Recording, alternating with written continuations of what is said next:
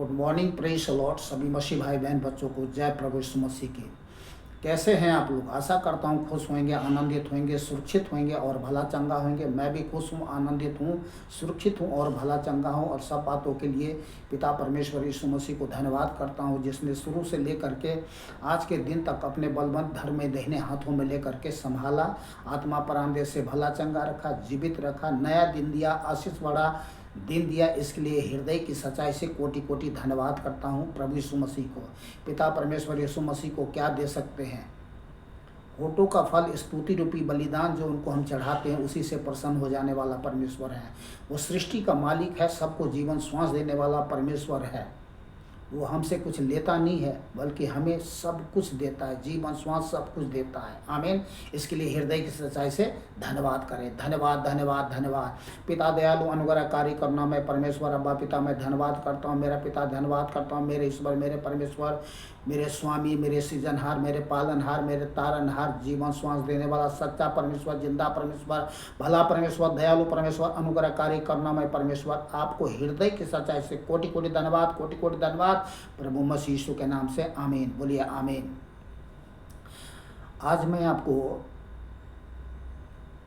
बताऊंगा कि आप परमेश्वर के राज्य में कौन है और आपका पद क्या है। क्या आप अपने बारे में जानते हैं कि आप परमेश्वर के राज्य में कौन है और आपका पद क्या है?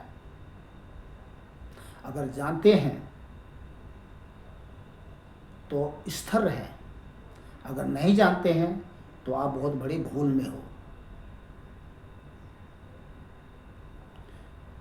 तीसरी बात, अपने आप को कुछ समझना और बोलना इस बात को प्रमाणित नहीं करता कि आप जो बोल रहे हैं वही हैं।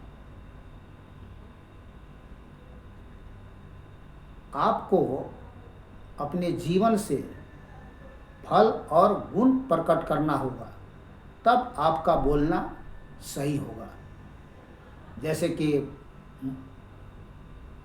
प्रभु में, मसीह में बहुत सारे भाई बहन बच्चे लोग अपने आप को ना जाने कुछ भी बोलते रहते हैं, पर वो हैं नहीं।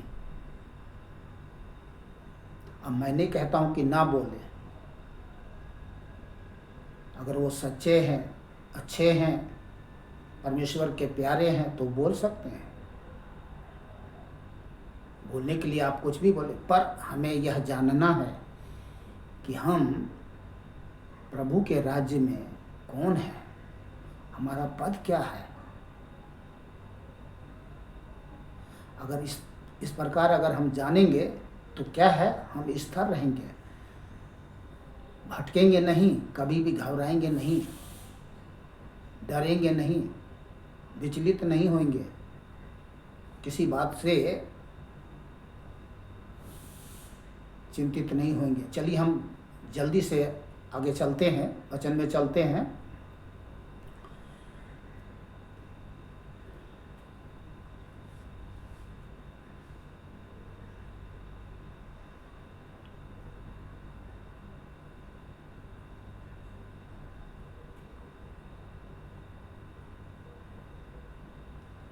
पहला पॉइंट, हम प्रभु के राज्य में कौन हैं और हमारा पद क्या है, इसके बारे में पूरी जानकारी आपको आज मिल जाएगी।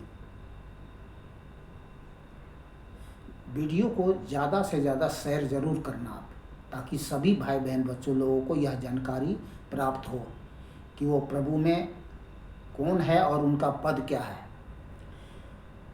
पहला प्रजा, पहला पतरस 2 अध्याय 10 आयत। तुम पहले तो कुछ भी नहीं थे, पर अब परमेश्वर की प्रजा हो। तुम पर दया नहीं हुई थी, पर अब तुम पर दया हुई है। नंबर 1। दूसरा, याजकों का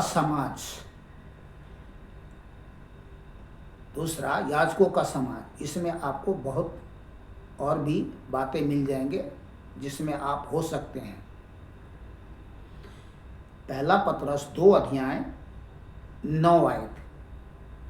पर तुम एक चुना हुआ वंश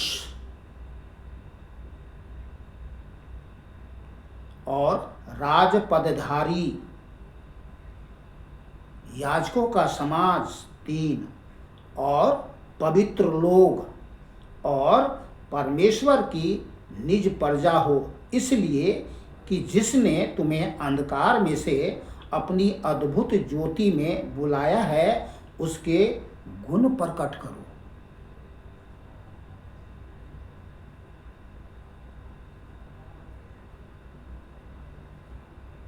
तो जैसे मैंने आपको पहले बताया कि अपने आप को कुछ सोचना, कुछ बोलना, बोलते हैं लोग, तो कैसे जानेंगे? फल से जानेंगे और गुण से जानेंगे कि हम परमेश्वर के राज्य में कौन है, प्रजा या एक चुना हुआ वंश या राजपदधारी याजकों का समाज, पवित्र लोग कौन है। ठीक है, आगे चलते हैं। याजकों का समाज, याजकों का समाज उसको कहते हैं जैसे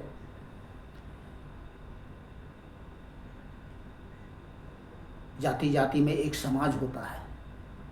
अब समझ गए, जाति जाति में एक समाज होता है, अलग अलग जाति का समाज होता है। उसी तरह हम मसीह में भी एक समाज है। क्या है? मसीह समाज। ठीक है ना।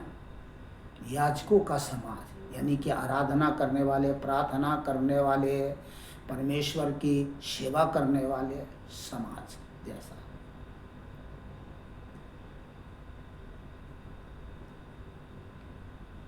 और तीसरी बात, परमेश्वर के घराने के लोग, परमेश्वर के घराने के लोग। इफिसियों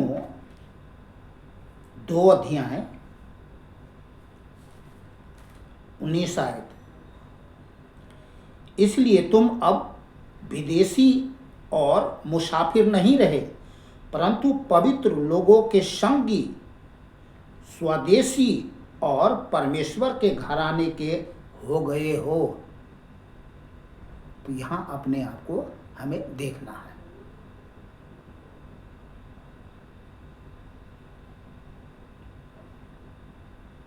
रिपीट करता हूं,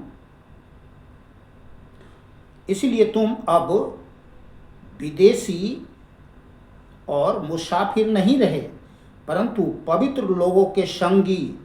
किसके? पवित्र लोगों के संगी, स्वदेशी और परमेश्वर के घराने के हो गए हो। ठीक है, तो आप देख सकते हैं कि आप कहाँ हैं, परमेश्वर के घराने के लोग हैं कि नहीं हैं। तो ये सब जो वचन है इसमें हमें अपने आप को देखना है कि हम कौन हैं, हमारा पद क्या है, हम कहाँ हैं। ठीक है ना।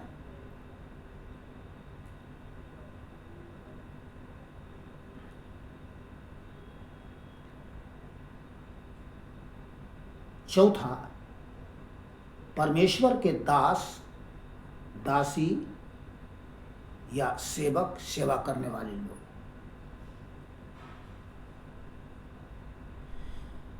पहला तीमुथियुस 3 अध्याय 8 से 13 आयत तक। पहला तीमुथियुस 3 अध्याय 8 से 13 आयत तक। ये आप घर में पढ़ लीजिएगा। और मैं आपको पहला तीमुथियुस 4 अध्याय 6 आयत में केवल पढ़ के सुनाता हूँ आपको, नहीं तो वीडियो बहुत बड़ी लंबी हो जाएगी। यदि तू भाइयों को इन बातों की सुधि दिलाता रहेगा तो मसीह यीशु का अच्छा सेवक ठहरेगा और विश्वास और उच्च अच्छे उपदेश की बातों से जो तू मानता आया है तेरा पालन पोषण होता रहेगा।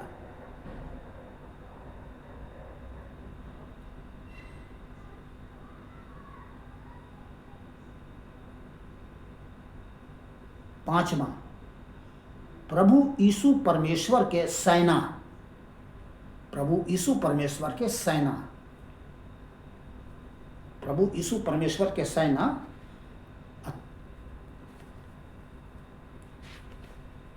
अर्थात राजदूत। दूसरा कुरिन्थियों 5:20 आयत। लोग वचन को पढ़ते हैं तो अपने आप को क्या बोलते हैं? मैं मसीह का राजदूत हूं। क्या आप राजदूत हैं? अगर हैं तो ये बहुत भली महान बात है। ये अगर नहीं है तो पढ़ करके अपने आप को यह नहीं कहें कि मैं मसीह का राजदूत हूं। हालांकि यह कहना बुरा नहीं है, अपने आप को और साहस बढ़ाने वाली बात है। पर क्या आप राजदूत हैं? तो यहाँ अपने आप को देखने वाली बात है। क्या हम राजदूत हैं? तो यहाँ लिखा है दूसरा कुरिन्थियों 5:20 में, इसलिए हम मसीह के राजदूत हैं, मानो परमेश्वर हमारे द्वारा विनती कर रहा है। हम मसीह की ओर से निवेदन करते हैं कि परमेश्वर के साथ मेल मिलाप कर लो। राजदूत का काम होता है अपने देश से लेकर के दूसरे देश में प्रवेश करना, दूसरे देश तक में जाना।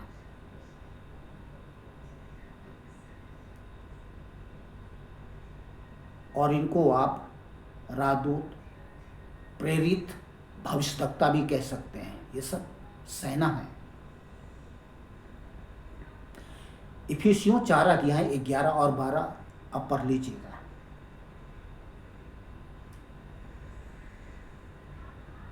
छठा पॉइंट, प्रभु यीशु मसीह का चेला। प्रभु यीशु मसीह का चेला यूहन्ना 13 34 और 35 आयत। प्रभु यीशु मसीह ने अपने चेलों से कहा, मैं तुम्हें एक नई आज्ञा देता हूं कि एक दूसरे से प्रेम रखो। जैसा मैंने तुमसे प्रेम रखा है वैसे ही तुम भी एक दूसरे से प्रेम रखो। यदि आपस में प्रेम रखोगे तो इसी से सब जानेंगे कि तुम मेरे चेले हो। ये है चेलों का प्रमाण कि वे चेले हैं, प्रभु यीशु मसीह के चेले हैं, परमेश्वर यीशु मसीह के चेले हैं। और आगे और भी वचन है इसमें। रोमियो, प्रभु यीशु मसीह के चेले, रोमियो 1:16 आयत। प्रभु यीशु मसीह के चेले क्या करते हैं? क्योंकि मैं सुसमाचार से नहीं लजाता। प्रभु यीशु मसीह के जो चेले होते हैं वो सुसमाचार के लिए कभी लजाता नहीं। क्योंकि मैं सुसमाचार से नहीं लजाता, इसलिए कि वह हर एक विश्वास करने वालों के लिए, पहले तो यहूदी फिर यूनानी के लिए उद्धार के निमित्त परमेश्वर की सामर्थ है। पहला कुरिन्थियों 1:18 आयत। क्योंकि क्रूस की कथा नाश होने वालों के लिए मूर्खता है, परंतु हम उद्धार पाने वालों के लिए परमेश्वर की सामर्थ है। ये है पहचान यीशु मसीह के, प्रभु यीशु मसीह के चेले की पहचान, कि वो सुसमाचार से कभी लजाता नहीं है।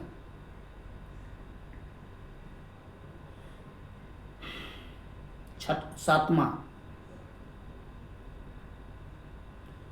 प्रभु यीशु मसीह का मित्र। चेले हैं आप कि मित्र हैं? मित्र को देखते हैं। यूहन्ना 1:16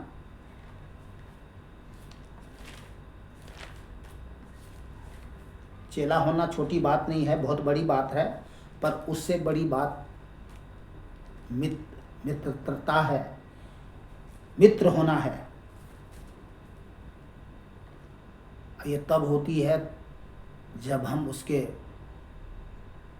प्रेम में जीवन जीते हैं, आज्ञाकारी होकर उसके प्रेम में जीवन जीते हैं। तब हमारी परमेश्वर की प्रेम की घनिष्ठता के कारण परमेश्वर हमें मित्र कहता है। चलिए इसको हम देखते हैं। यूहन्ना 15:12 से 17 तक।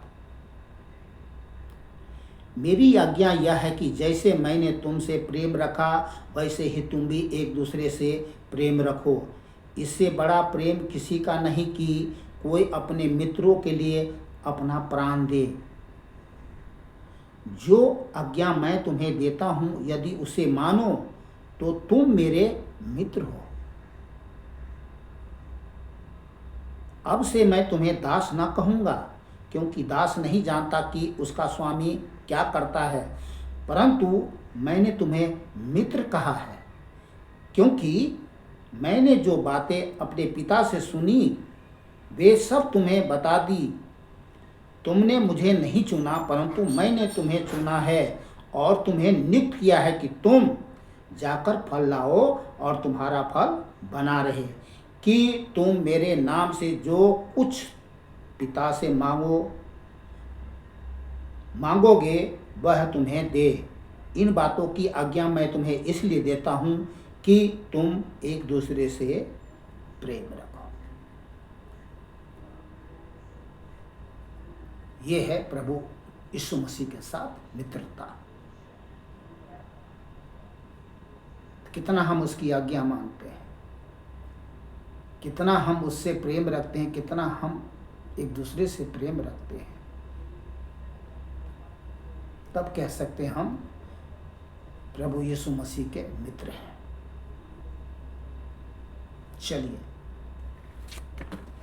8वां पॉइंट में, परमेश्वर का संतान। परमेश्वर का संतान कहें या ज्योति का संतान कहें, एक ही बात है। परमेश्वर ज्योति है तो परमेश्वर का संतान। अपने आप को देखें कि आप कहाँ हैं। इन सारे वचन में, सारे पॉइंट पे देखें आप कि आप कहाँ हैं, आपका पद कहाँ है। ठीक है, तो परमेश्वर का संतान। यूहन्ना 1 अध्याय 12 आयत, ये बहुत ही परिचित वचन है, सब जानते हैं, भली भांति जानते हैं। एक बार नहीं, लाखों बार लोगों ने सुना होगा, और ये तो बातें रोम रोम में प्रवेश कर गया होगा सबको। ठीक है, पर ये जो वचन है ये हमें पूर्ण नहीं करता। परमेश्वर के संतान होने का पूर्ण नहीं करता। ठीक है, करेगा, पर कब करेगा और कैसे करेगा, आगे आपको वचन में सब कुछ जानकारी मिल जाएगा। देखिए, चलिए पहले हम पढ़ते हैं। परंतु जितनों ने उसे ग्रहण किया, किससे? प्रभु यीशु मसीह को।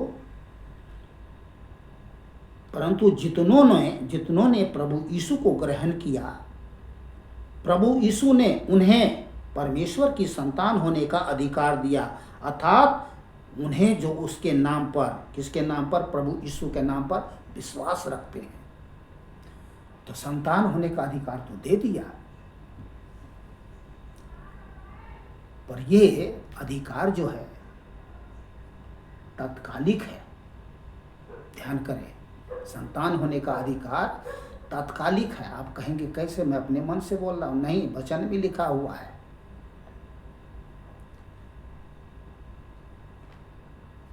पहला यूहन्ना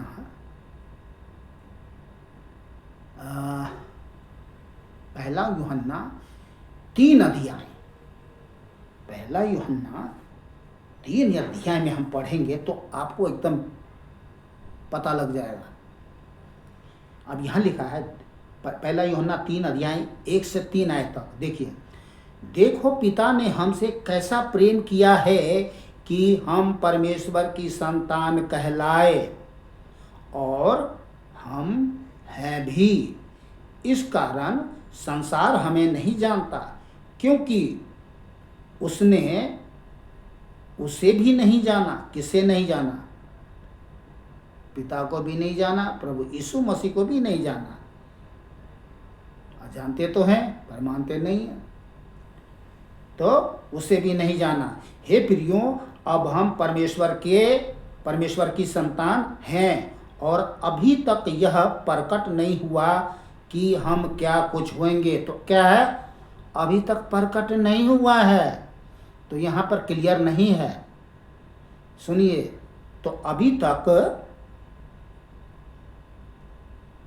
प्रकट नहीं हुआ कि हम क्या कुछ होंगे, इतना जानते हैं कि जब वह प्रकट होगा, कौन, प्रभु यीशु मसीह, तो हम उसके समान होंगे, क्योंकि उसको वैसा ही देखेंगे जैसा वह है। तो कैसे देखेंगे, अब कब देखेंगे, नीचे की बातों को आपको पूर्ण करना पड़ेगा, पूरा करना पड़ेगा। और जो कोई उस पर यह आशा रखता है वह अपने आप को वैसा ही पवित्र करता है जैसा वह पवित्र है। तो आपको पवित्र जीवन जीना पड़ेगा, तभी हम वैसा ही देखेंगे जैसा वो है, और फिर हम परमेश्वर के संतान कहलाते हैं और हैं। और नहीं तो ये तात्कालिक है, अभी तक प्रकट नहीं हुआ है। इसलिए हम इस बात को पूरा आप कह सकते हैं। हमारे अंदर में अगर सच्चाई से, हृदय की सच्चाई से उस जीवित पिता परमेश्वर को, यीशु मसीह को, जिसने हमसे प्रेम किया, अपने आप को हम सब के लिए दे दिया, अगर उसे हम जानते हैं, मानते हैं, उसके नाम की महिमा, स्तुति, बड़ाई, प्रशंसा करते, तो हम कुछ भी बोल सकते हैं, कुछ भी कह सकते हैं। पर वचन जो कहता है उसके अनुसार हमें मान के चलना है। ठीक है ना, ठीक है। आपकी विश्वास को मैं कमज़ोर नहीं कर रहा हूँ, बल्कि आप वचन को सुन करके क्या है, अपने जीवन में परमेश्वर की ज्ञान को, परमेश्वर के ज्योतिर्मय ज्ञान को प्राप्त करते हैं। ठीक है।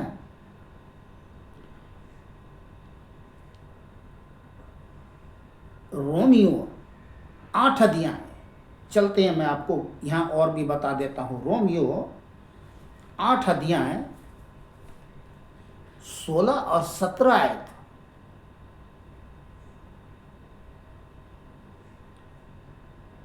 आत्मा आप ही हमारे आत्मा के साथ गवाही देता है कि हम परमेश्वर की संतान हैं। सुन लीजिए, अपने आप बोलने से नहीं होगा, एक आत्मा दिया गया है। परमेश्वर ने अपनी आत्मा दिया है, पवित्र आत्मा दिया है, परमेश्वर की आत्मा दिया है, मसीह की आत्मा दिया है, महिमा की आत्मा दिया है, जीवन की आत्मा दिया है, प्रेम, संयम, सामर्थ्य की आत्मा दिया है। ठीक है ना। तो आत्मा आप ही हमारी आत्मा के साथ गवाही देता है कि हम परमेश्वर की संतान हैं, और यदि संतान है तो वारिस भी हैं, वरन परमेश्वर के वारिस और मसीह के संगी वारिस हैं, कि जब हम उसके साथ दुख उठाएं तो उसके साथ महिमा भी पाएं। तो दुख के समय आप तड़फड़ा तो नहीं रहे हो, फड़फड़ा तो नहीं रहे हो, फिर कहाँ संतान। अगर यदि आप दुख के समय, अगर आप प्रभु की महिमा के लिए दुख उठाते हो, तो ये दुख जो है उस महिमा के सामने में जो हमारे जीवन में प्रकट होगा, कुछ भी नहीं है, कोई मायने नहीं रखता। इससे प्रकट होता है कि हाँ, हम परमेश्वर के संतान हैं। ठीक है ना। और तभी आत्मा गवाही देता है कि हाँ, तुम परमेश्वर के संतान हो। तो भूख में, दुख में, संकट में, समस्या में, विपत्ति में, परेशानी में, किसी भी समय में आपको फड़फड़ाना नहीं है, बड़बड़ाना नहीं है, घबराना नहीं है। समझ रहे हैं।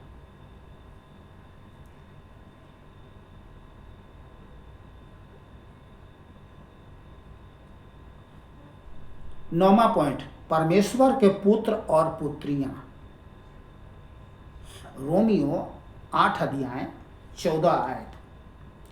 इसलिए कि जितने लोग परमेश्वर के आत्मा के चलाए चलते हैं, वे ही परमेश्वर के पुत्र हैं, पुत्रियां हैं। आत्मा के चलाए, आप आत्मा के चलाए चल रहे हैं, तो आप परमेश्वर के पुत्र और पुत्रियां हैं। देखिए, संतान छोटे को कहा जाता है, और पुत्र और पुत्रियां जो होते हैं वो बड़ों को कहा जाता है। ठीक है ना। संतान अधिकारी नहीं है अभी, पर पुत्र और पुत्रियां जो है, जो जवान हो चुका है वो अधिकारी है, ठीक है ना, उसको अधिकार प्राप्त हो चुका है। तो वो आपको ये देखना है कि आप पुत्र हैं, पुत्र पुत्रियां हैं या संतान ही हैं, अब तक बच्चे ही हैं, चाहे 20 साल हो गया अभी तक बच्चे ही हैं। बच्चे इसलिए हैं कि आप परमेश्वर के, देखिए दूध पिएंगे, बच्चा दूध पी के हष्ट-पुष्ट होता है, ठीक है ना, तभी बढ़ता है। अगर उसको बच्चे को दूध नहीं मिलेगा तो कमजोर हो जाएगा। तो ये परमेश्वर का वचन है। परमेश्वर का वचन क्या है? आत्मिक दूध है। इसको आप ज़्यादा लीजिए, तब आप बढ़ेंगे, आत्मा में बढ़ेंगे, उसके पुत्र बनेंगे, उसके पुत्रियां बनेंगे, उसके बेटे बनेंगे, बेटियां बनेंगे, उसके दास बनेंगे, उसके दासियां बनेंगे, उसके सेवक बनेंगे, उसके योद्धा बनेंगे, वीर बनेंगे, शूरवीर बनेंगे, पता नहीं क्या कुछ आप अपने आप को देख सकते हैं। ठीक है, चलिए जल्दी से फटाफट आगे चलते हैं। हाँ, तो परमेश्वर के पुत्र और पुत्रियां, रोमियो 8:14 मैंने आपको पढ़ के सुना दिया। इसलिए कि जितने लोग परमेश्वर के आत्मा के चलाए चलते हैं वे ही परमेश्वर के पुत्र हैं और पुत्रियां हैं। इस बात से आप जान सकते हैं कि परमेश्वर के राज्य में आप परमेश्वर के पुत्र पुत्रियां हैं कि नहीं। आपका पद, प्रतिष्ठा, मान सम्मान कहाँ है, ये सब देखने की बात है। हम सबको देखने की बात है। हम भी नहीं जानते थे, आज परमेश्वर ने अपना सत्य वचन दिया। मैं तो खुद ही घबरा रहा हूँ, सही बता रहा हूँ मैं आपको। झटका लग रहा है मुझे, करंट लग रहा है। बेशक मेरे जीवन में एक लौलीनता है परमेश्वर के प्रति, मैं झूठ नहीं बोल रहा हूँ। परमेश्वर इस बात को, मैंने जीवन में कुछ प्राप्त नहीं किया। हाँ, परमेश्वर से जो मैंने प्राप्त किया है वो हमारे जीवन के लिए बहुत मायने महान है। परमेश्वर का पिता का प्यार, पिता का सत्य वचन जो हमने पाया है, इससे बहुत बड़ा धनवान हो चुका हूँ, बलवान हो चुका हूँ, वीर सुरवीर बन चुका हूँ। मैं अब बता रहा हूँ आपको, सांसारिक चीज़ें वस्तुएं हमें उतना नहीं मिली जितना लोग सोचते हैं, चाहते हैं, इच्छा रखते हैं। नहीं तो मुझे चाहिए बस प्रतिदिन का रोज की रोटी, आत्मिक रोटी, जीवन की रोटी मिलते रहे। और संसार में जो रहते हैं प्रभु 2 वक्त की रोटी देते ही हैं, पहनने के लिए वस्त्र दे ही रहे हैं, और क्या चाहिए। रहने के लिए भी घर अच्छा ही दिया ही है, और क्या चाहिए भाई। जहाज चाहिए क्या? नहीं चाहिए।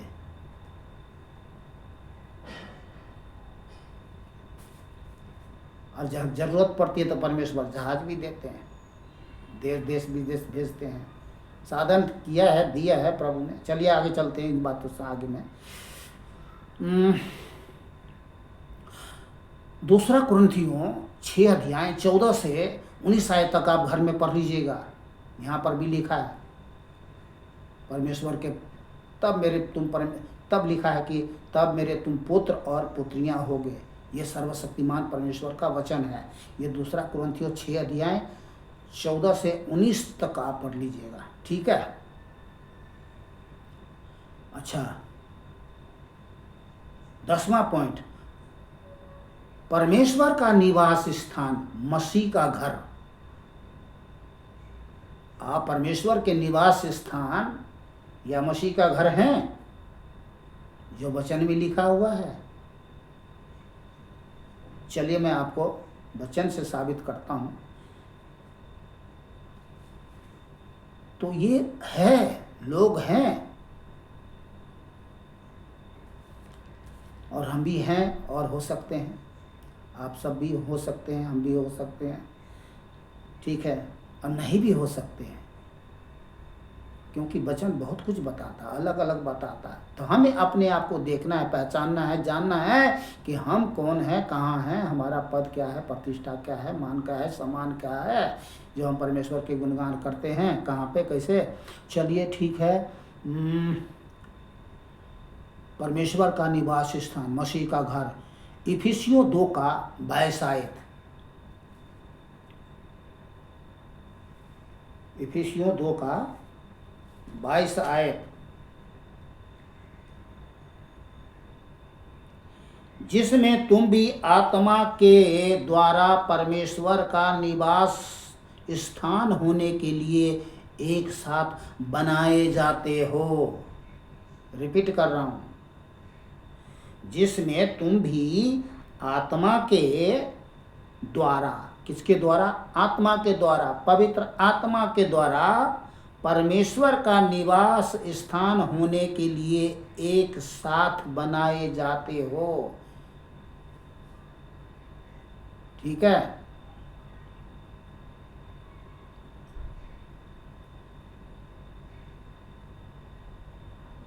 इब्रानियां 3 अध्याय 6 आयत। इब्रानियां 3 अध्याय 6 आयत। परंतु मसीह पुत्र के समान परमेश्वर के घर का अधिकारी है और उसका घर हम हैं। यहाँ लिखा है उसका घर हम हैं, यदि हम साहस पर और अपनी आशा के घमंड पर अंत तक दृढ़ता से स्थिर रहें।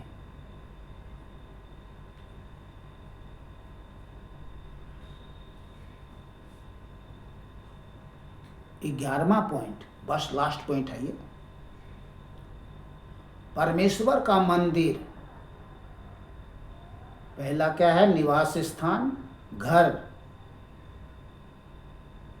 और दूसरा क्या है?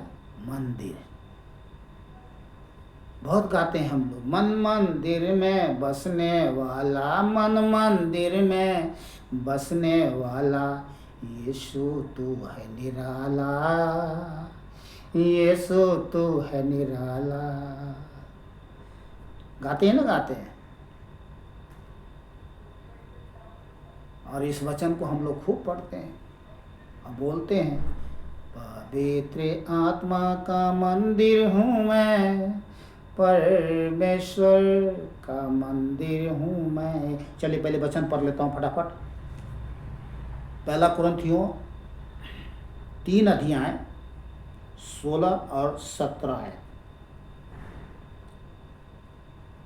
पहला कुरिन्थियों 3 अध्याय 16 और 17 है। क्या तुम नहीं जानते? जानते नहीं कि जानते हैं?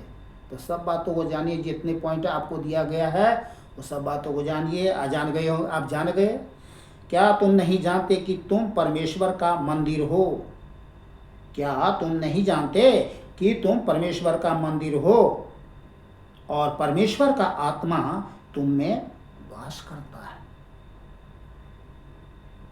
यदि कोई परमेश्वर के मंदिर को नष्ट करेगा तो परमेश्वर उसे नष्ट करेगा, क्योंकि परमेश्वर का मंदिर पवित्र है। सुनिए, यहाँ पे ध्यान करने वाले, परमेश्वर का मंदिर पवित्र है। आपका जीवन पवित्र होना चाहिए, तब मंदिर है, नहीं तो नहीं है मंदिर। समझ रहे हैं? तो परमेश्वर का मंदिर पवित्र है और वह तुम हो, वो तुम हो, हम है। तो क्या होना चाहिए? पवित्र, तब मंदिर है, नहीं तो नहीं है। समझ रहे हैं? तो गाना भी गाना बेकार है। पहला कुरिन्थियों 6 का 19 और 20। क्या तुम नहीं जानते कि तुम्हारी देह पवित्र आत्मा का मंदिर है जो तुम में बसा हुआ है और तुम्हें परमेश्वर की ओर से मिला है और तुम अपने नहीं हो, क्योंकि दाम देकर मोल लिए गए हो, इसलिए अपनी देह के द्वारा परमेश्वर की महिमा करो। तो आज था ये सारे वचन जो हमारे जीवन को आज धन्य कर दिया। अपने सत्य वचन से परमेश्वर ने धन्य कर दिया। आज हम जान पाए कि हम परमेश्वर के राज्य में कौन है, कहाँ है और हमारा पद क्या है और कैसा होना चाहिए, कैसा जीना चाहिए। हमने बहुत संक्षेप में, बहुत जल्दी परमेश्वर के वचन को आप लोग को सुनाया है। अगर हम इसको बहुत और भी ज़्यादा विस्तार से सुनाते तो कम से कम 3 दिन लगता। ठीक है, तो पिता परमेश्वर को धन्यवाद, आज के वचन के लिए धन्यवाद कि परमेश्वर ने अपना आशीषित वचन दिया है, हमारे मन को, दिल को, दिमाग को, आँख को, कान को, सबको खोल दिया है। आज हम जान गए हैं कि परमेश्वर के राज्य में हम कौन हैं और हमारा पद क्या है। आप लोग खुश रहे, आनंदित रहे, सुरक्षित रहे, भला चंगा रहे। और जैसा मैंने शुरू में आपको बताया, ज़्यादा से ज़्यादा लोगों को ये वचन, ये वीडियो शेयर करें, ज़रूर शेयर करें।